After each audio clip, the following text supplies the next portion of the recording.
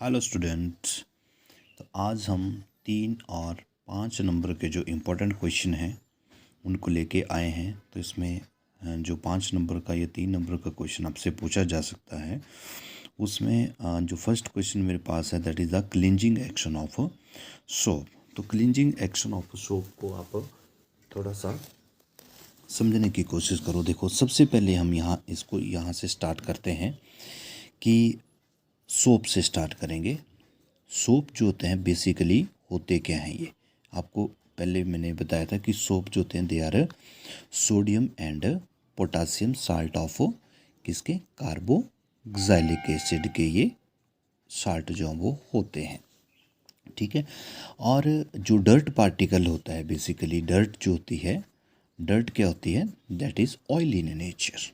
Oily in nature, nature जो उनकी वो डर्ट की होती है, ऑयली होती है। और ऑयल जो होते हैं they do not dissolve in water, water में ये डिजॉल्व नहीं होते हैं। तो यहाँ पे आप देखो कि सोप क्या होते हैं, सोडियम पोटासियम के साल्ट होते हैं, कार्बोक्सिलिक एसिड के। इसको अगर हम ऐसे फार्मूला से लिखें RCOONA पॉजिटिव। ठीक है, इस तरह से आप इसको समझने की कोशिश करो। यहाँ पे जो R है दैट इज़ अ हाइड्रोकार्बन, एक हाइड्रोकार्बन की ये चेन होती है। और यहाँ पे ये जो COONA पॉजिटिव है, ये भी ब्रेक डाउन होता है कैसे, CO नेगेटिव और Na पॉजिटिव में। ठीक है। और ये जो COO नेगेटिव और पॉजिटिव होता है, ये क्या करते हैं, दे इंटरेक्ट विद वाटर। ये पोर्शन जो होता है वो पानी के साथ जो वो इंटरेक्ट करता है। और ये जो हाइड्रोकार्बन का जो पोर्शन है, ये ऑयल के साथ जो वो इंटरेक्ट करता है। इसकी जो इंटरेक्शन होती है वो ऑयल के साथ होती है। ठीक है। तो इसको अगर मैं इस तरह से बनाता हूँ लाइक दिस, इस तरह से, ये हाइड्रोकार्बन की जो है वो चेन है। और ये जो पोर्शन है दैट इज़ सोडियम और पोटाशियम का पोर्शन है। ये पोर्शन जो होता है that is outside, towards outside. ये आउटसाइड होता है और ये इनसाइड होता है जब ये एक मिसेल की फॉर्मेशन जो वो करते हैं। तो इसके दो एंड बन जाते हैं, एक एंड ये और एक एंड ये। तो ये जो एंड होता है इसका जो आउटसाइड होता है ये वाला, इसको हम बोलते हैं हाइड्रोफिलिक, हाइड्रोफिलिक। और ये जो एंड होता है ये वाला टेल दैट इज हाइड्रोफोबिक। अब हाइड्रोफिलिक क्या होता है और हाइड्रोफोबिक क्या होता है, देखो हाइड्रोफिलिक, हाइड्रो मीन्स वाटर और फिलिक मीन्स लविंग, तो ये वाटर लविंग एंड होता है। और हाइड्रो, यहाँ पे भी हाइड्रो मीन्स वाटर, और फोबिक, फोबिया, फोबिया मतलब डर, तो मतलब वाटर हेटर, ये वाटर से नफरत करने वाला जो वो एंड होता है। ठीक है। अब ये दोनों एंड जो होते हैं ये बनाते हैं यहाँ पे इमल्सन, इमल्सन जो है वो बनाते हैं। अब इमल्सन को थोड़ा सा मैं समझाता हूँ। इमल्सन क्या होता है कि वो सॉल्यूशन जिसमें टू और मोर लिक्विड होते हैं, दो या दो से अधिक इसमें लिक्विड होते हैं। और एक जो लिक्विड होता है that is present as a droplets या ड्रॉप्स के रूप में जो वो होता है। तो ये यहाँ पे एक इमल्सन की फॉर्मेशन जो वो करता है। इसको हम क्या बोल सकते हैं, मिसेल भी बोल सकते हैं इसको हम, मिसेल। मिसेल क्या हो गया फिर, जिसमें जो ये आपका हाइड्रोफोबिक और हाइड्रोफिलिक एंड है, जब ये इस तरह की एक संरचना जो वो बना देता है, इस संरचना को हम क्या बोल देते हैं, मिसेल बोल देते हैं। जिसमें मैंने आपको बताया कि हाइड्रोफोबिक जो टेल होती है that is not soluble in water, वो वाटर में सॉल्युबल नहीं होती है। ओके। और यहाँ पे जो आपका RCOO, अगर इस तरह से मैं बताऊँ आपको, तो इसमें जो हाइड्रोकार्बन की जो चेन थी दैट इज़ क्या बताया मैंने, ऑयल लविंग थी वो, है ना, ऑयल लविंग थी वो, डिसॉल्व इन ऑयल होती थी।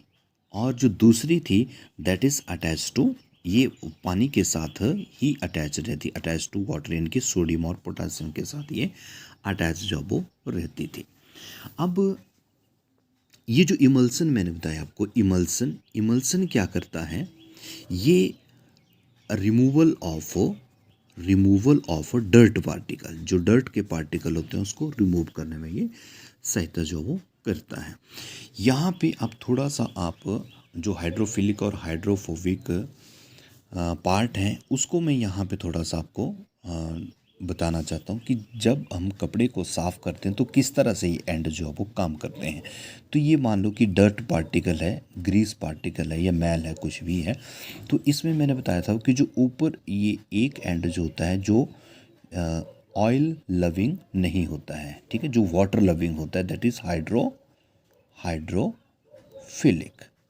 ये हाइड्रोफिलिक होता है और ये क्या होता है, वाटर लविंग होता है, इसलिए आउटसाइड को रहता है, बाहर की तरफ को रहता है, पानी की तरफ रहता है और ये फोम जो बनाता है। और सेकंड जो पार्ट होता है इसका वो होता है नीचे वाला, दैट इज इसको हम बोलते हैं हाइड्रोफोबिक। हाइड्रोफोबिक जो पार्ट होता है वो मैंने आपको बताया यहाँ पे हाइड्रोफोबिक पार्ट क्या होता है, water hater means oil loving होता है ये। और ऑयल लविंग की वजह से ही क्या होता है, यहाँ पे ऑयल की तरफ होता है, ग्रीस की तरफ को होता है, जो इसको यहाँ से रिमूव करता रहता है। इस तरह से ये सेकंड डायग्राम में आप थोड़ा सा समझो इसको। और ये थर्ड में जैसे ये जो डर्ट पार्टिकल है, डस्ट पार्टिकल है, ये ग्रीस का पार्टिकल है, ऑयल पार्टिकल है, ये यहाँ से रिमूव हो गया और किसकी तरफ अट्रैक्ट हो गया, ये जो फोबिक जो पार्ट था, जो ऑयल लविंग पार्ट था। तो इस तरह से ये जो है झाग को बाहर निकाल देता है। और जो इमल्सन था यहाँ पे मैंने आपको बताया, इमल्सन जो था यहाँ पे, ये वाला इमल्सन ये रिमूव कर देता है डर्ट पार्टिकल को, बाहर जो वो निकाल देता है।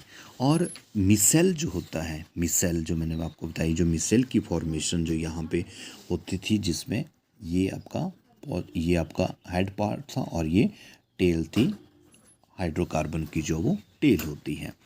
तो ये मिसेल जो होती है एक कोलाइडल के रूप में जो है वो सॉल्यूशन में ही रहती है और ये इकट्ठी नहीं होती है, कोलाइडल के रूप में रहती है। कोलाइडल का आपको पता है एक, जिसमें one face is liquid and second face is gas जो है वो होती है। तो इस तरह से ये क्लिंजिंग एक्शन ऑफ सोप जो वो होता है इस हाइड्रोफोबिक और हाइड्रोफिलिक प्रॉपर्टीज़ की वजह से, जिसमें ऑयल जो है वो ऑयल लविंग का जो पार्ट होता है वहाँ से इसको डर्ट को जो वो निकाल दिया जाता है, ठीक है। और आपको पता है कि इस कोलाइड की वजह से ये जो मिसेल एक कोलाइड सिस्टम बनाता है, इसकी वजह से क्या होता है कि आयन की रिपल्शन भी होती है, आयन की रिपल्सन भी ये शो जो वो करता है। और मिसेल जो होता है एक कोलाइडल सॉल्यूशन है, तो ये स्कैटरिंग भी करता है, स्कैटरिंग ऑफ लाइट की इसमें स्कैटरिंग भी हो जाती है, जिसके कारण आपको मिसेल जो है या जो मिसेल है वो या सोप जो है, साबुन जो है वो आपको एक क्लाउडी के रूप में भी आपको दिखता है due to the scattering of light. तो इस क्वेश्चन में आप इस डायग्राम को आप ज़रूर बनाएं, डायग्राम से ही आप ये ज़्यादा क्वेश्चन जो है वो क्लियर होता है। तो एक बार इसको आप ज़रूर देखें, ज़रूर पढ़ें इसको। और नेक्स्ट क्वेश्चन जो है मेरे पास 3 या 5 नंबर का जो क्वेश्चन आपको आ सकता है इसमें, तो वो है differentiate between ethanol and ethanoic acid. इसको आप कैसे समझो, देखो इथानॉल आपको पता है अल्कोहल होता है, तो इसकी जो स्मेल होती है दैट इज़ प्लीजेंट स्मेल जो वो होती है। और जो इथानोइक एसिड है, इथानोइक एसिड अब एसिड है ये, ठीक है, तो एसिड वाली प्रॉपर्टीज़ में होंगी। तो सबसे पहले ये कलरलेस होगा और इसकी जो स्मेल होती है दैट इज़ विनेगर लाइक सिरके की तरह इसकी स्मेल होती है। ये फर्स्ट प्रॉपर्टीज़ है इसकी। सेकंड जो प्रॉपर्टी है अल्कोहल की, दैट इज़ अगर इसको हम लिटमस पेपर से टेस्ट करें, लिटमस पेपर से इसका टेस्ट करें, तो इसके ऊपर जो वो कोई प्रभाव नहीं पड़ता है, नो एक्शन, कोई भी एक्शन इसके ऊपर नहीं होता है। जबकि यहाँ पे मैंने बताया कि इथानोइक ये एक एसिड की तरह काम करता है, तो दैट मीन्स जब इसमें हम ब्लू लिटमस डालते हैं तो वो रेड हो जाता है, क्योंकि ये एसिड है इसलिए ब्लू से ये रेड जो है वो कलर हो जाता है लिटमस पेपर का। थर्ड जो प्रॉपर्टी है दैट इज़ क्या है कि जब इसकी NaHCO3 सोडियम बाइकार्बोनेट के साथ इसकी रिएक्शन करवाते हैं तो there is no action, there is no reaction, कोई भी रिएक्शन जो इसमें नहीं होती है। और अगर हम इसकी रिएक्शन किसके साथ करवाते हैं, यहाँ पे सोडियम बाइकार्बोनेट के साथ अगर इसकी रिएक्शन हम करवाते हैं इथानोइक एसिड की NaHCO3, तो ये क्या बनाता है, ये पहले तो कार्बन डाइऑक्साइड यहाँ से जो गैस निकलेगी that is carbon dioxide, water और प्लस ये बनाता है CH3COONA that is sodium acetate. तो यहाँ पे ये सोडियम एसीटेट की फॉर्मेशन करता है इथानोइक एसिड, और इथानॉल कोई रिएक्शन जो वो नहीं शो करता है। तो ये 3 नंबर का क्वेश्चन आपको आ सकता है। उसके बाद नेक्स्ट जो क्वेश्चन है that is the formation of sperm when water hard water is treated with soap. देखो हार्ड वाटर जब भी सोप के साथ रिएक्शन करता है तो वो स्कम ही बनाता है ना। और स्कम अगर ना बने तो यहाँ पे आपको पता है डिटर्जेंट हम यूज़ करते हैं। तो इस क्वेश्चन में जो आप आंसर लिखेंगे वो क्या लिखेंगे कि जो सोप होते हैं वो हार्डली क्या करते हैं, हार्डली ही रिएक्ट करते हैं, या डिफ़िकल्टी वो क्या बनाते हैं, फोम बनाते हैं विद हार्ड वाटर। क्योंकि हार्ड वाटर आपको पता है हार्ड वाटर में क्या होता है, कैल्शियम और मैग्नीशियम के सॉल्ट होते हैं, तो वो सोप के साथ जो वो फोम नहीं बनाते हैं। और ये कैल्शियम और मैग्नीशियम ही क्या करते हैं, cause hardness of water. Water की जो हार्डनेस होती है वो इसी की वजह से होती है, और सोप जो है इसके साथ जो वो क्या झाग जो वो फोम जो वो नहीं बनाता है। ठीक है, इसको थोड़ा सा आप इस तरह से समझें।